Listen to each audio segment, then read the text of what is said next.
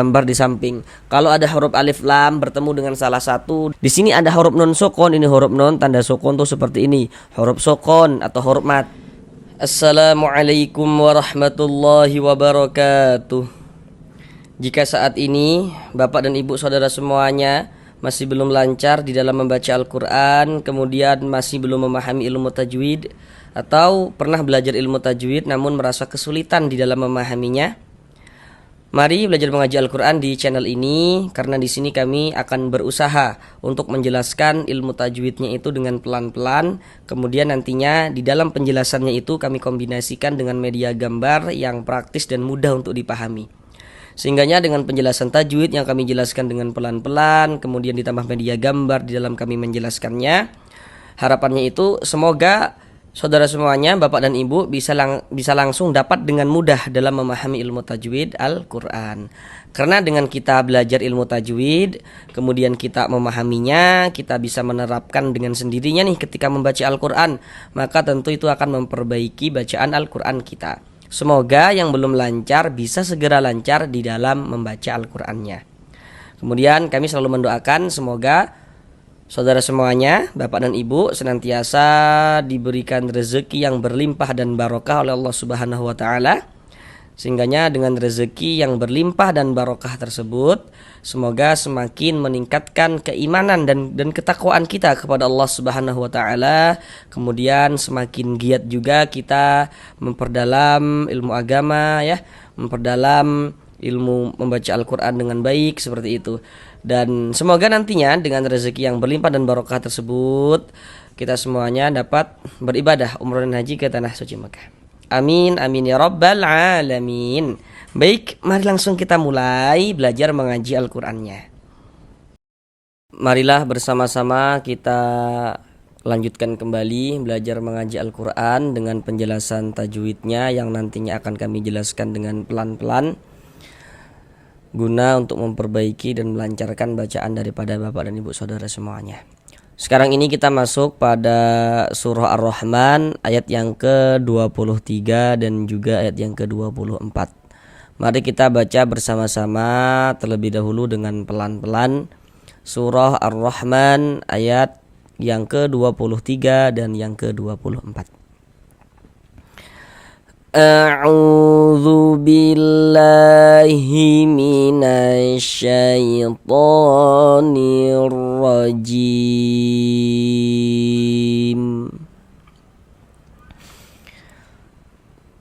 Bismillahirrahmanirrahim. Fabi'ayyi ala'i rabbikuma tukadziban.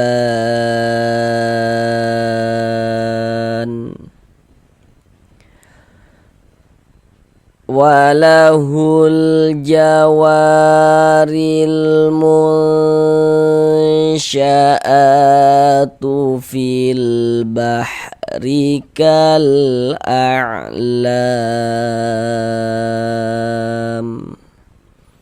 Sekarang mari sama-sama kita bahas tajwidnya dengan pelan-pelan. Yang pertama di sini surah Ar-Rahman ayat yang ke-23. Jadi untuk melihat pembahasan surah Ar-Rahman ayat yang ke-23 ini, silakan Bapak dan Ibu masuk ke dalam akun channel ini, kemudian lihat di bagian playlist, masuk pada playlist surah Ar-Rahman dan lihat pembahasan pada surah Ar-Rahman ayat yang ke-13. Karena pada surah Ar-Rahman itu ada beberapa ayat yang sama ayatnya seperti itu.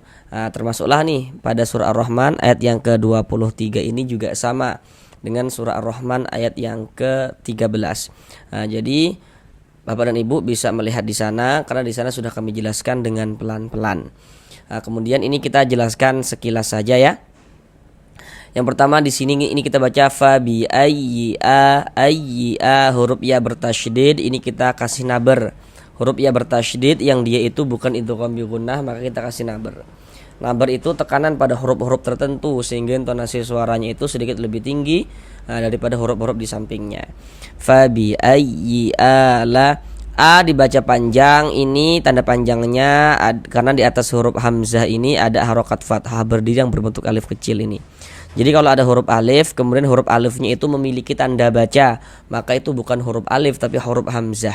Jadi huruf hamzah bisa ditulis dalam bentuk seperti ini, bisa juga ditulis dalam bentuk huruf alif yang memiliki tanda baca, seperti itu. Tanda panjangnya ini ya, karena di atas huruf hamzah ini ada harokat fathah berdiri yang berbentuk alif kecil. Misalnya a dibaca panjang, mad badal panjang 2 harokat.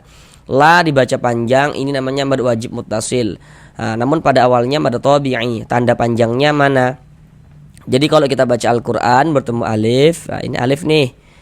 Sebelum alif di sini ada ini nih, ada harokat fathah, ada tanda baca fathah. Jadi kalau ada alif, sebelum alif ada tanda baca fathah nih ya, baris miring di atas nih atau harokat fathah, maka huruf yang memiliki harokat fathahnya dibaca panjang.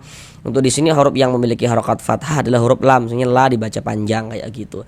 Kemudian mad tabi'nya bertemu dengan ini dengan hamzah, tapi dia dalam satu kata atau dalam satu kalimat, maka dia berubah menjadi mad wajib muttasil, panjangnya 4 sampai dengan 5 harokat.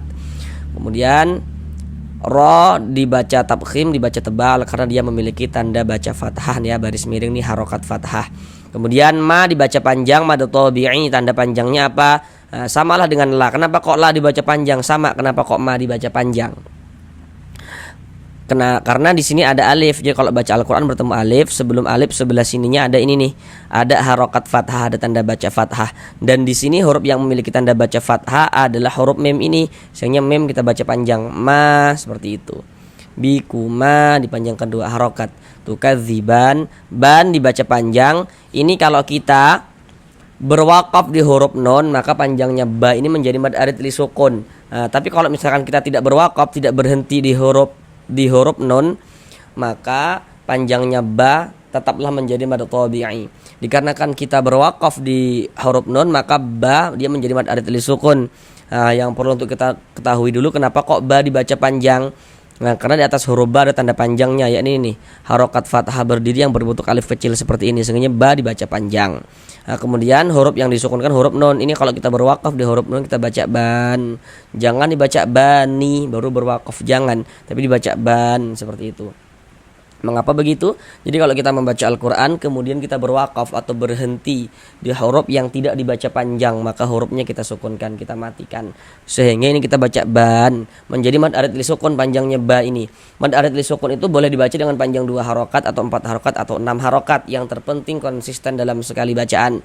Maksudnya konsisten itu, kalau kita membaca Al-Quran, semua mad arid li sukun itu harus kita panjangkan sama panjangnya. Kalau kita baca Al-Quran bertemu mad arid li sukun, jika dibaca dengan 2 harokat, semua mad arid li sukunnya panjangkan 2 harokat. Kalau 4 harokat, semua mad arid li sukunnya kita panjangkan dengan 4 harokat, seperti itu. Nggak boleh selang-seling, harus konsisten gitu. Huruf yang disukunkan huruf non, ban. Jadi kalau kita membaca Al-Quran kemudian kita berhenti atau berwakaf di huruf yang tidak dibaca panjang, maka hurufnya itu kita sukunkan, kita matikan. Ini kita membaca Al-Quran berhenti kita di huruf non, berwakaf di huruf non. Tadi apa kami katakan, kalau berwakaf atau berhenti di huruf yang enggak dibaca panjang, hurufnya kita sukunkan. Sedangkan ini huruf non ini dia tidak dibaca panjang, karena berhenti di huruf yang tidak dibaca panjang, maka hurufnya kita sukunkan, hurufnya kita matikan, sehingga kita baca tuh kadziban seperti itu. Kemudian baru ini yang bawahnya kita pelajari. Di sini akan kami jelaskan dengan pelan-pelan dan kami tambah dengan media gambar di dalam penjelasannya. Karena di atas ini tadi sudah ya, sudah kita bahas. Jadi kalau ingin melihat pembahasannya ini, lihat surah Ar-Rahman ayat yang ke-13 di channel YouTube ini. Kemudian di sini walahul. Di sini ada alif lam setelahnya huruf jim. Perhatikan media gambar di samping. Kalau ada huruf alif lam bertemu dengan salah satu daripada 14 huruf yang di samping itu, maka hukumnya adalah alif lam qamariyah. Huruf jim termasuk salah satu daripada 14 huruf qamariyah. Termasuk kan ya Bapak Ibu? Nah, maka ini alif lam bertemu dengan huruf jim, dikarenakan huruf jim ini huruf qamariyah, maka ini hukumnya alif lam qamariyah. Alif lam qamariyah itu disebut juga dengan idhar qamariyah. Karena cara membaca huruf lamnya itu dia dibaca idhar qamari. Maksudnya dibaca idhar itu huruf lamnya dibaca jelas, terbaca huruf lamnya kayak gitu. Walahul hul, terbaca kan. Kemudian Jawa, wa dibaca panjang. Kenapa kok wa dibaca panjang? Apa tanda panjangnya wa? Kayak gitu. Sekarang perhatikan media gambar di samping.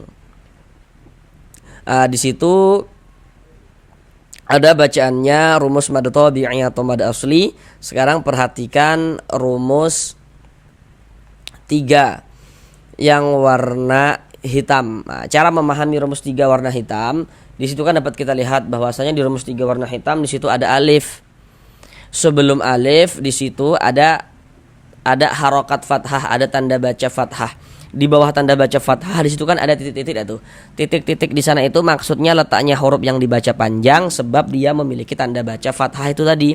Tapi kita perlu memahaminya dari awal. Jadi cara memahaminya dari awal yakni kalau baca Al-Qur'an bertemu alif, sebelum alif ada huruf yang memiliki harokat fathah, ada huruf yang memiliki tanda baca fathah, maka huruf tersebut dibaca panjang kayak gitu. Contoh nih dalam bacaan tuh seperti ini. Baca Al-Qur'an kita bertemu alif. Ini alif nih. Sebelum alif sebelah sininya ada ini nih, ada harokat fathah, ada tanda baca fathah baris miring di atas nih.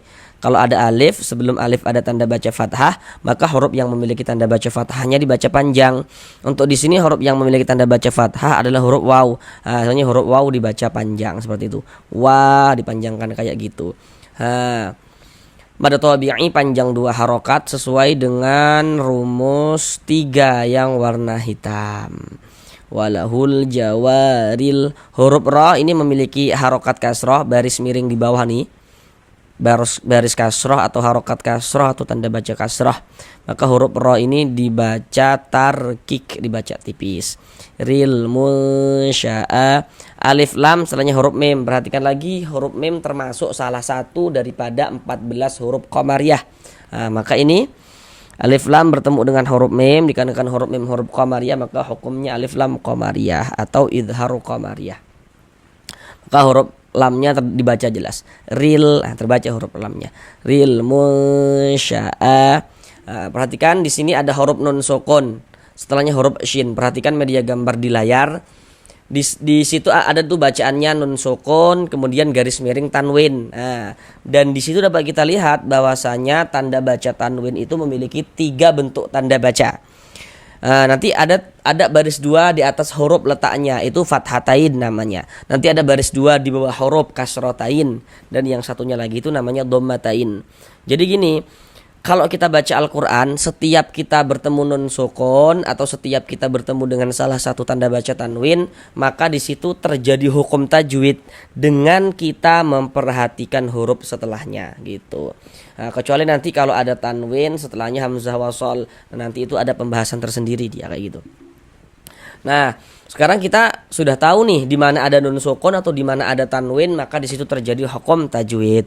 Contohnya kayak gini. Di sini ada huruf nun sukun, ini huruf nun tanda sukun tuh seperti ini. Huruf sukun atau huruf mati itu maksudnya sama saja. Tandanya tuh seperti ini nih. Nun sukun. Karena di sini ada nun sukun berarti terjadi hukum tajwid. Untuk menentukan hukum tajwidnya bagaimana? Perhatikanlah huruf setelahnya kayak gitu. Kan dia itu terjadinya tajwid dengan memperhatikan huruf setelahnya kayak gitu. Setelahnya di sini huruf shin. Seperti yang kita lihat huruf shin itu termasuk salah satu huruf ikhfa hakiki. Jadi supaya kita bisa menguasai hukum ikhfa hakiki ya hurufnya harus dihafal. Huruf ikhfa hakiki jumlahnya ada 15.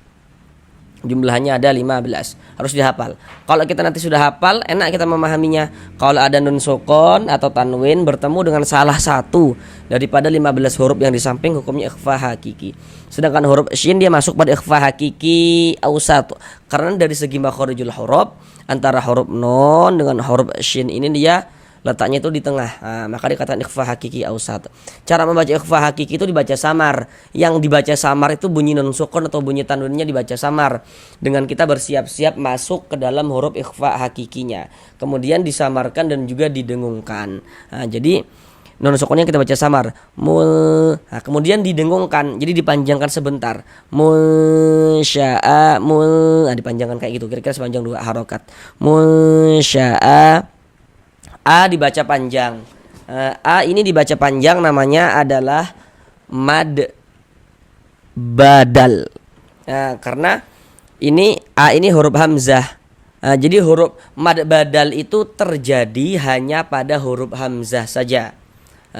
Karena ada huruf mad yang sebelumnya adalah hamzah, atau ada hamzah setelahnya huruf mad, seperti itu. Nah, kita lihat media gambar di samping. Kita bisa menggunakan rumus mad tabi'i itu. Jadi kalau rumus-rumus mad tabi'i itu nanti yang memakai rumus tersebut adalah huruf hamzah, maka dia terjadilah mad badal. Nah, seperti itu.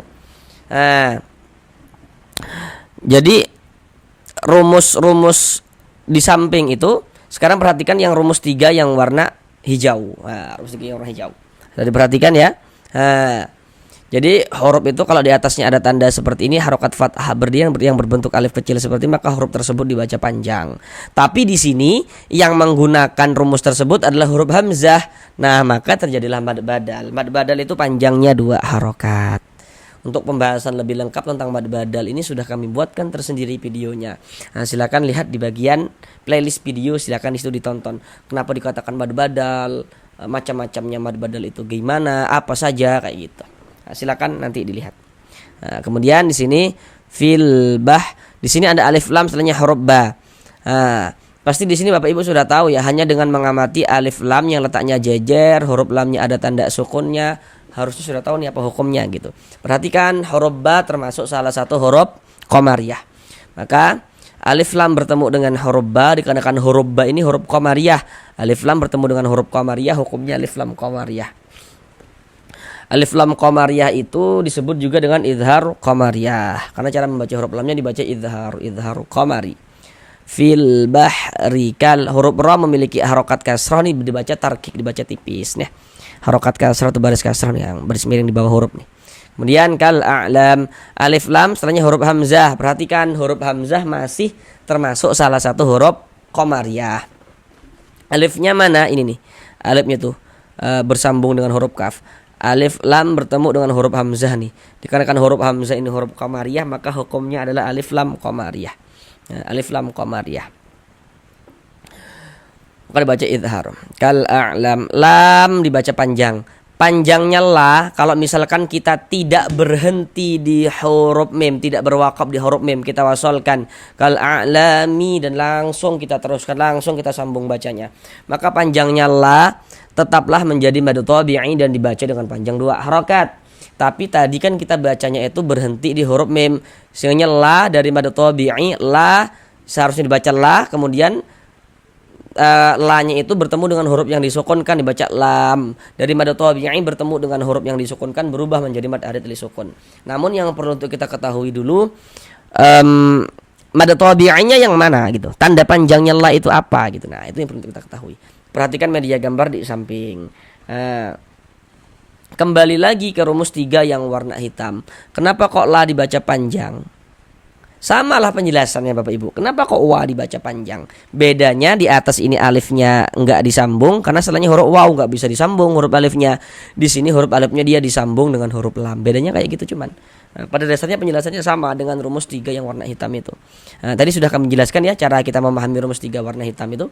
Jadi kalau kita baca Al-Qur'an bertemu alif nih. Sebelum alif sebelah sininya ada ini nih, ada harokat fathah, ada baris fathah nih, tanda baca fathah. Maka huruf yang memiliki harokat fathah dibaca panjang, sehingganya la dibaca panjang. La dibaca panjang, mad tabi'i sesuai dengan rumus 3 warna hitam.